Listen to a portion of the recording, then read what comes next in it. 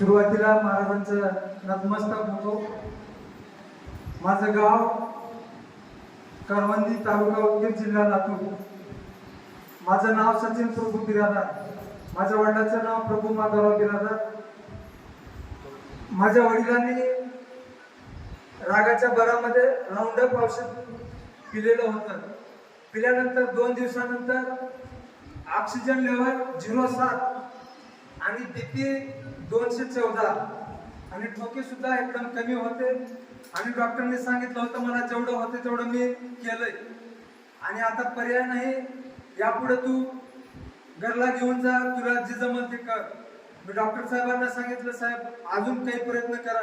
साहेबांनी सांगितलं आता माझा जेवढा प्रयत्न होता मी केलंय, आता तू याच्या पुढे पैसे सुद्धा घालण्याचा तू मानसिकतेमध्ये राहू नको, तू घराकडे घेऊन जा असं सांगितले।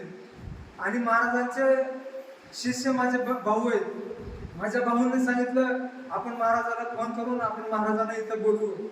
मी त्यांना सांगितलं हे विज्ञानाचं युग आहे, आता तू एक मागच्या लोकांसारखं बोलू नका, आता काही होण्यासारखं नाही म्हणून सांगितलं।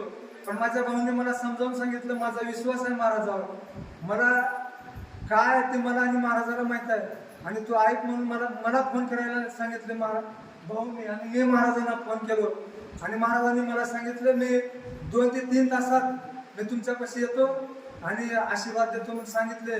आणि येऊन महाराजांनी आशीर्वाद दिले आणि आमच्या वडिलांनी महाराजांना त्या ठिकाणी आशीर्वाद घेतला आणि महाराजांनी सांगितले की सकाळी 10 वाजेपर्यंत तुमचे वडील बोलतील।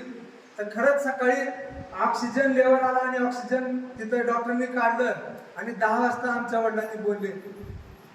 एक चांगलं आम्हाला जर आमच्यामधून सर्वस्व निघून गेलं होतं ते महाराजांनी पुन्हा आम्हाला त्या ठिकाणी जन्म आमच्या वडिलांचा दिला, जीवनदान दिलं, त्याबद्दल महाराजांचे उपकार आम्ही शब्दामध्ये कुठेही फेडू शकत नाही। टाळ्याच्या गजरामध्ये